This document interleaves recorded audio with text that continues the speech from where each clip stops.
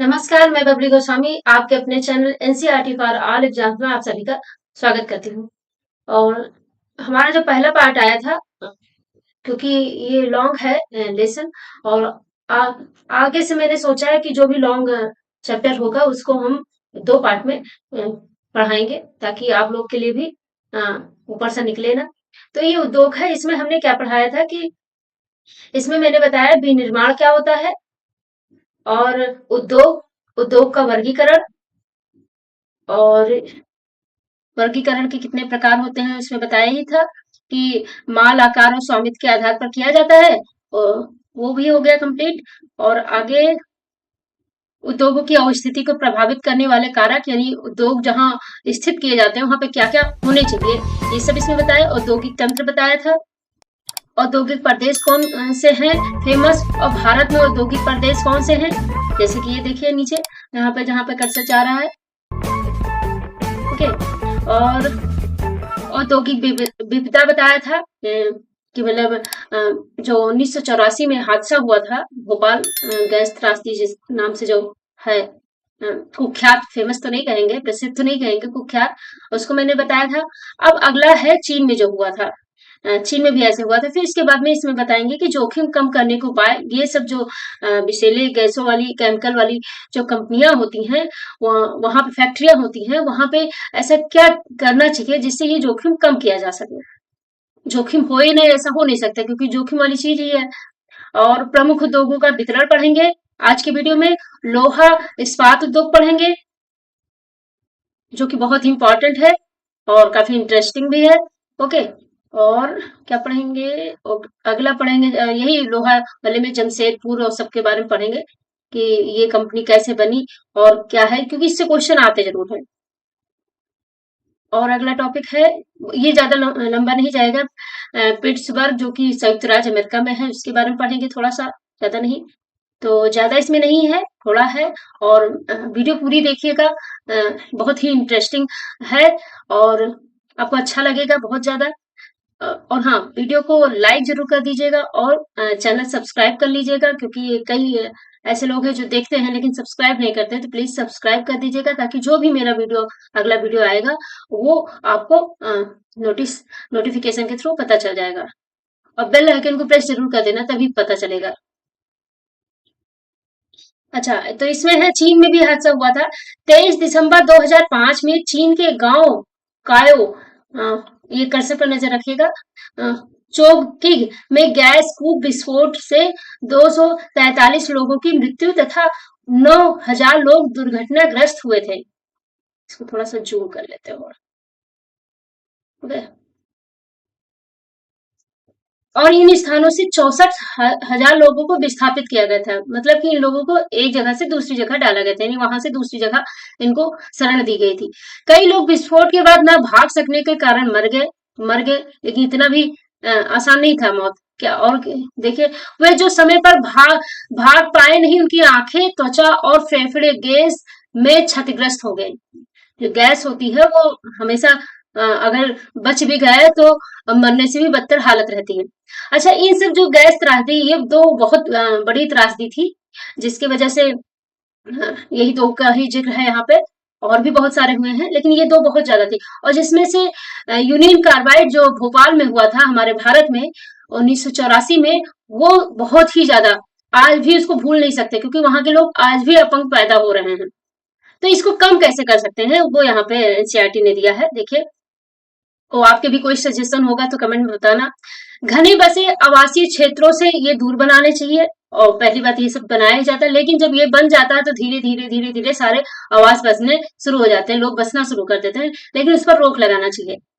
तो और दूसरा है, उद्योगों के समीप बसने वाले लोगों को दुर्घटना होने की स्थिति में कौन सा विषैला गैस है, क्या हो सकता है, और इसके क्या क्या प्रभाव हो सकते हैं, ये उनको ज्ञान होना चाहिए, ताकि वो सोच समझ के वहां पर रहें।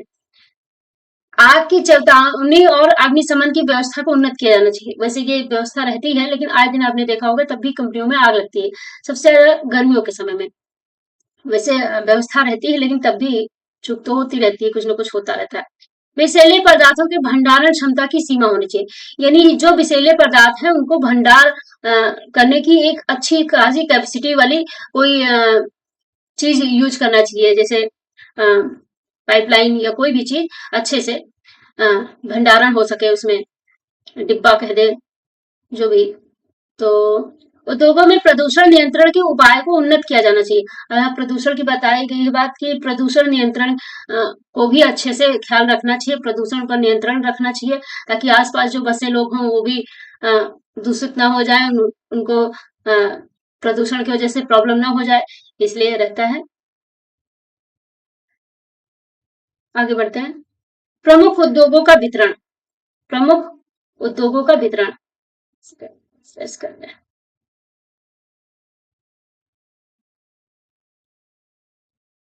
प्रमुख उद्योगों का वितरण, विश्व के प्रमुख उद्योग लोहा इस्पात उद्योग, कौन से प्रमुख उद्योग है ये इसमें पढ़ेंगे। लोहा इस्पात उद्योग है, विश्व के सूती वस्त्र उद्योग है, और सूचना प्रौद्योगिकी उद्योग है। तीन बहुत विश्व के सबसे बड़े उद्योग है।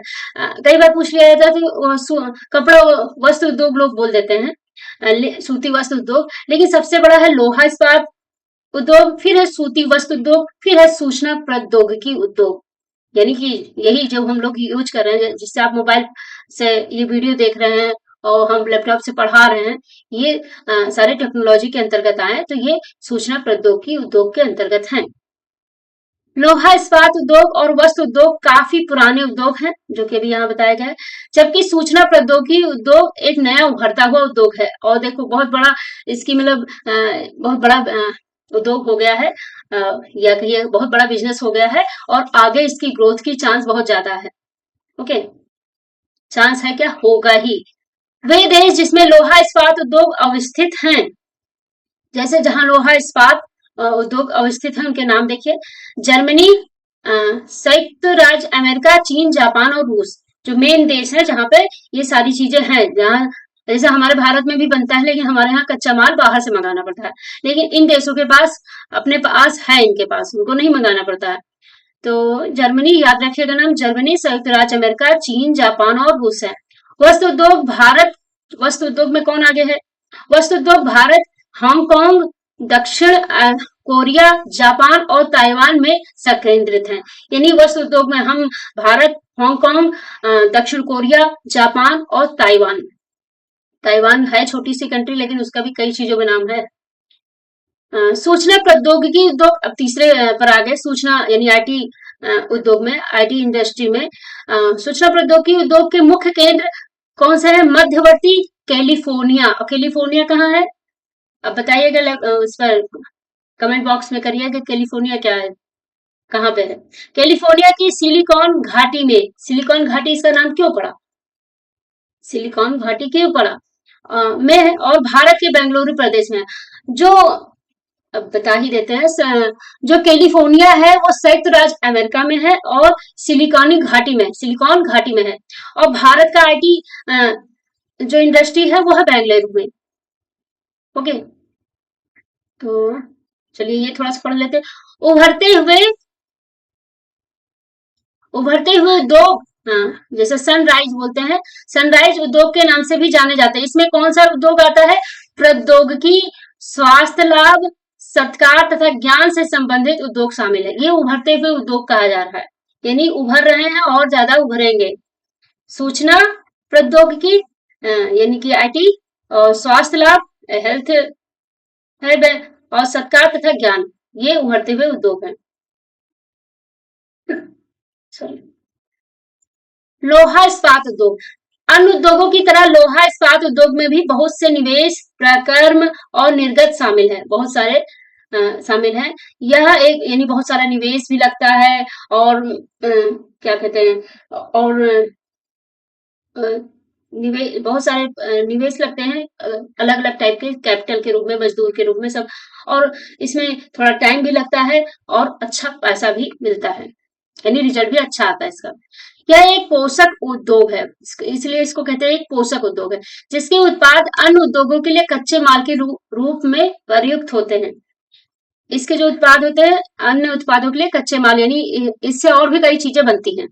उद्योगों के लिए निवेश में श्रम, पूंजी, स्थान और अन्य अवसंरचना के साथ साथ लौह अयस्क, कोयला और चूना पत्थर कच्चे माल के रूप में सम्मिलित है। तो इसमें निवेश क्या क्या होता है ये बताया गया है कि श्रम, पूंजी, स्थान व अन्य अवसंरचना के साथ साथ लौह अयस्क, कोयला और चूना पत्थर कच्चे माल के रूप में इस्तेमाल होता है। कैसे क्या क्या होता है, कहाँ पे यूज किया जाता है, ये आप अभी आगे पढ़ेंगे। कच्चे माल को प्रोसेस देखिए, जो इस्पात बनता है उसका प्रोसेस क्या है ये देखिए। कच्चे माल को झोंका भट्टी में रखा जाता है, जहां यह प्रगलित होता है, यानी कि गलता है एकदम, गल के एकदम क्या, एकदम द्रव पदार्थ बन जाता है एकदम, गलता है। अभी चित्र दिखाएंगे, 4.6 में है चित्र यहाँ नीचे, ये देखिए अभी बताएंगे, पहले बता दें। इसके बाद यह परिशोधित होता है, प्राप्त उत्पाद इस्पात होता है। अब ये इस्पात कहलाएगा, प्राप्त उत्पाद जो है इस्पात होता है और अन्य उद्योगों में कच्चे माल के रूप में प्रयुक्त किया जाता है। इस्पात कैसा होता है, कड़ा होता है और इसे आसानी से काटा और आकार दिया जा सकता है, इसको किसी भी रूप में आकार दिया जा सकता है तथा इससे तार बनाए जा सकते हैं। एल्युमिनियम, निकल, तांबा जैसी अन्य धातुओं को थोड़ी थोड़ी मात्रा में इस्पात में मिलाकर, यानी अन्य चीजें मिला के इस्पात में मिला के अन्य मिश्रित धातुएं बनाई जा सकती हैं। यानी हर धातु जो है, मेन उसका मूल जो है वो लोहा है, लोहे से ही सब बनते हैं। मिश्र धातु इस्पात को असामान्य कठोरता, दृढ़ता और जंग प्रतिरोधक क्षमता प्रदान करती है। जो मिश्र धातु यानी मिलकर जो बनती है वो इस्पात को बहुत कठोर और दृढ़, मजबूत और जंग प्रतिरोधक, यानी कि जंग ना लगने की जिसमें वो क्षमता हो, तो वो बनाती है। ये यहाँ पे बता देते हैं चित्र के माध्यम से। ये देखिए, झोंका भट्टी में लोह अयस्क से इस्पात तक, ये झोंका भट्टी है। यहाँ पे देखिए, ये झोंका भट्टी है, यहाँ पे डाला गया ये धातु मल, ये जो मल निकल रहा है, गर्म वायु, यहाँ पे कोयला झोंका गया, खूब गर्म हो रहा है। लोह अयस्क, ये देखिए यहाँ से डाला गया, यहाँ से लोह अयस्क, चूना और कोक, ये तीनों चीजें डाले गए झोंका भट्टी में। फिर इसके बाद गरम, खूब सारा गरम हो रहा है, फिर गरम वायु के साथ, गरम वायु ये देखिए, गरम वायु फेंका जा रहा है ताकि और ज्यादा वो जले। फिर इसके बाद प्रगलित होगा, यानी पिघल के, काफी एकदम पिघल के ये यहाँ प्रगलित लोहा निकल जाता है और जो इसका वेस्ट पदार्थ होता है यानी धातुमल, वो बाहर निकल जाता है। तो ये हो गया। इस्पात जो मैंने हाईलाइट किया है वो मेन पॉइंट है। इस्पात प्रायः आधुनिक उद्योगों का मेरुदंड कहलाता है, जो अभी मैंने कहा था मूल होता है। मैंने लोहा मूल बताया था क्योंकि लोहे से इस्पात बनता है। तो मेरुदंड मतलब तो रीढ़ की हड्डी, जैसे हम इंसानों में रीढ़ की हड्डी होती है, इंसानों में सभी में रीढ़ की हड्डी होती है, सभी जीव में। तो मेरुदंड आधुनिक उद्योग जो है, आज का जो उद्योग चल रहा है वो उसका मेरुदंड है इस्पात, क्योंकि इस्पात को फिर किसी भी रूप में ढाला जा सकता है, बनाया जा सकता है। ओके, आगे बढ़ते हैं। इससे सुई, और सुई से लेकर रेलगाड़ी, ट्रेन सब बनता ही है, इतना तो कॉमन सेंस आप लोग को पता ही है। और पढ़ना चाहेंगे तो पीडीएफ में लगा देंगे, डिस्क्रिप्शन में पीडीएफ की लगा देंगे, वो आप पढ़ लीजिएगा। और हाँ, एक वो है कि अगर किसी वजह से कहीं पीडीएफ नहीं लगा उस दिन, तो आप कमेंट में जरूर बोलिएगा, क्योंकि कमेंट पढ़ते रहते हैं, तो उसमें हम पीडीएफ उस वीडियो में जरूर लगा देंगे डिस्क्रिप्शन में। ओके, खनिजों का खनन इस्पात के उपकरणों से होता है।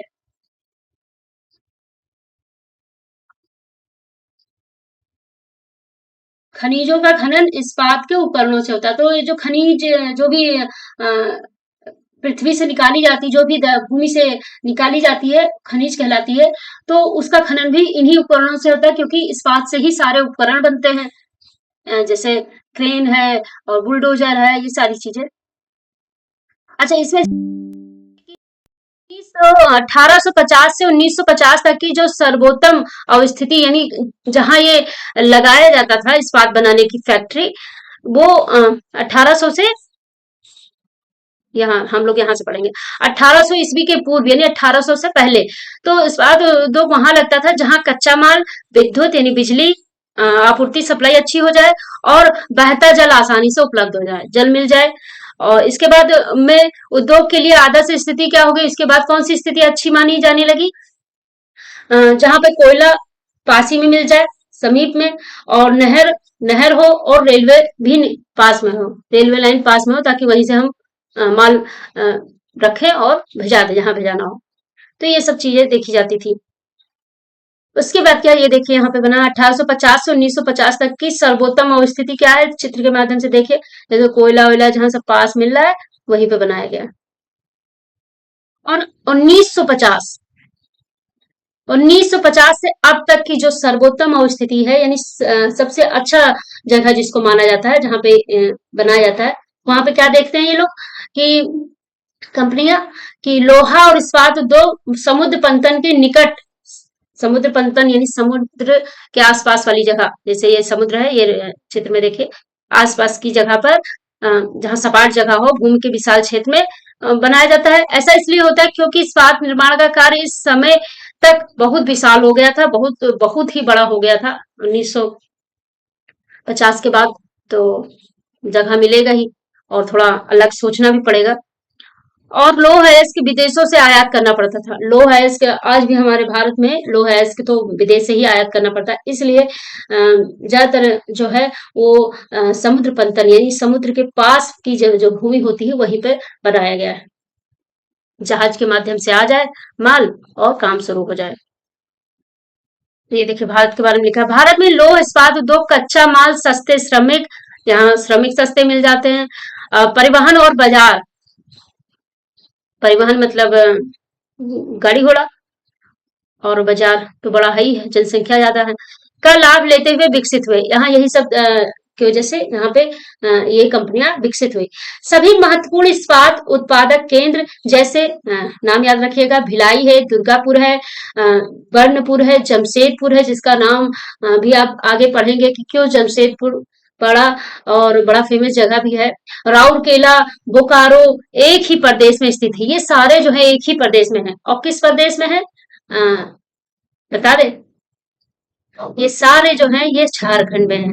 झारखंड में सारे हैं, दुर्गापुर, बर्नपुर, जमशेदपुर, राउरकेला, बोकारो, जो 4 राज्यों में फैले हैं।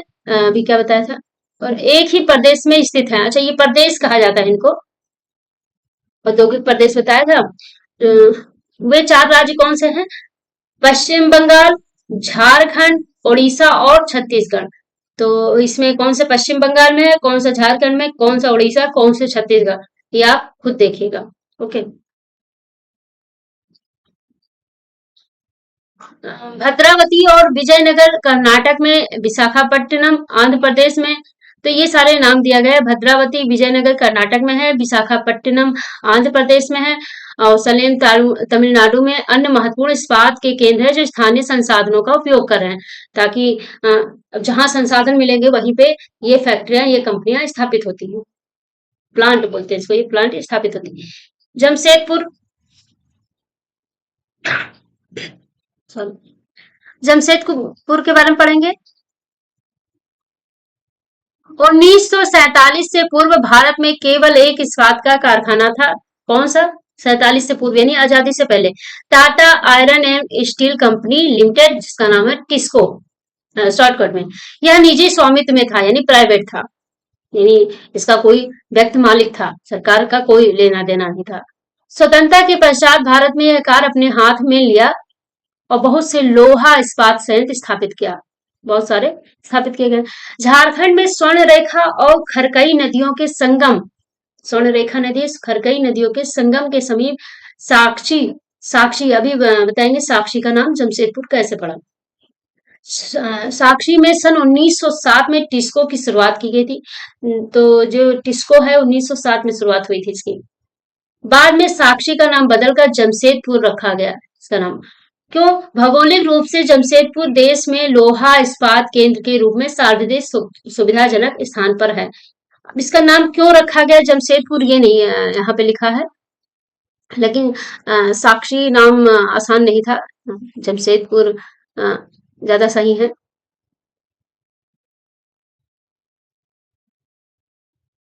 साक्षी को कई कारणों से इस्पात संयंत्र स्थापित करने के लिए चुना गया था। चलिए यहाँ पे देखें, देखिए स्वर्ण रेखा मंदिर है, ये साक्षी यानी साक्षी चीजा है, साक्षी यानी जमशेदपुर।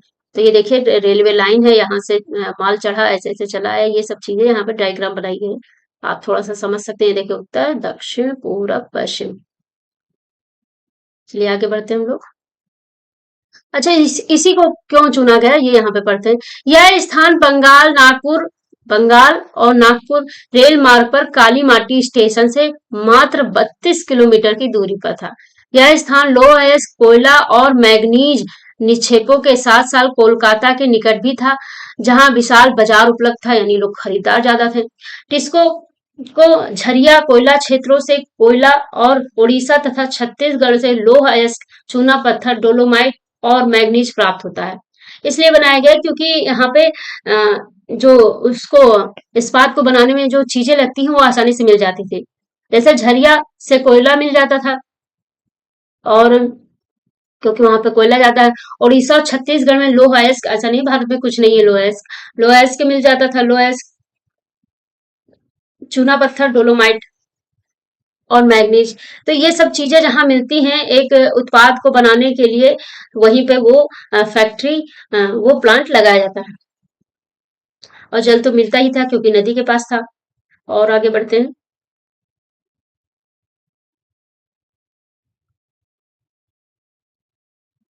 पिट्सबर्ग ये संयुक्त राज्य अमेरिका को लेकर है, ये थोड़ा सा पढ़ लिया जाए। हाँ, पिट्सबर्ग के इस्पात उद्योग को स्थानीय, हाँ ये संयुक्त राज्य अमेरिका में है। और इसको क्या बोलते हैं, एक महत्वपूर्ण इस्पात नगर भी बोलते हैं इसको। पिट्सबर्ग के इस्पात उद्योग को स्थानीय सुविधाएं उपलब्ध हैं। कच्चा माल जैसे इनका भी वही है, कोयला पिट्सबर्ग में ही उपलब्ध हो जाता है। लोह अयस्क मिनेसोटा की लोहे की खानों से प्राप्त होता है, जो पिट्सबर्ग से लगभग 1500 किलोमीटर दूर है। वैसे काफी दूर है, लेकिन मिल जाता है उन्हीं के यहाँ।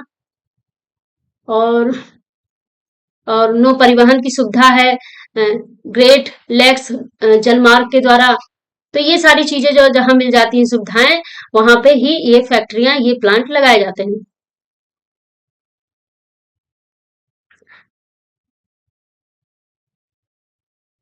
चलिए ये थोड़ा सा पढ़ लेते हैं। ग्रेट लेक्स के नाम सुपीरियर, ह्यूरन, ओटारियो, मिशिगन और इरी है। इन पांचों झीलों में से सुपीरियर झील सबसे बड़ी है, जो अन्य की तुलना में उच्च ऊर्ध्व प्रवाह पर स्थित है। ऊर्ध्व प्रवाह मतलब ऊंचे की ऊंचे से, एक सेकंड से बता रहे हैं, ऊंचे से ऐसे गिरती है प्रवाह,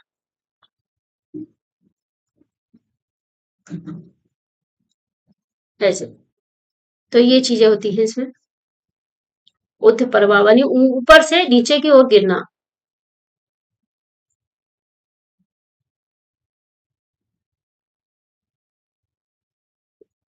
तो पिट्सबर्ग क्षेत्र में इस्पात मिलों के अतिरिक्त कई अन्य कारखाने भी हैं, जहां ये बनते हैं। ऐसा नहीं कि वही बनेगा, उससे जुड़े जो और कारखाने होते हैं वो बन जाते हैं, ताकि वही सामान लेकर और सामान बनाते हैं। ये रेल पटरी उपकरण और भारी मशीनों के उत्पाद में इस्पात का प्रयोग कच्चे माल के रूप में करते हैं। यहाँ पे ये कच्चे माल के रूप में इस्तेमाल होता है, क्योंकि रेल और रेल पटरी ये सब इसी से बनता है। सो ये लेसन भी कंप्लीट हो गया। और आई होप आप सभी को समझ में आ गया होगा। और नोट्स अगर बना ले तो बहुत अच्छा, नहीं तो ले सकते हैं। ओके, तो जो नंबर रिफ्लेक्ट हो रहा है उस पर संपर्क करिएगा, नोट्स आपको मिल जाएगा बहुत मामूली फीस पर। Okay, bye bye.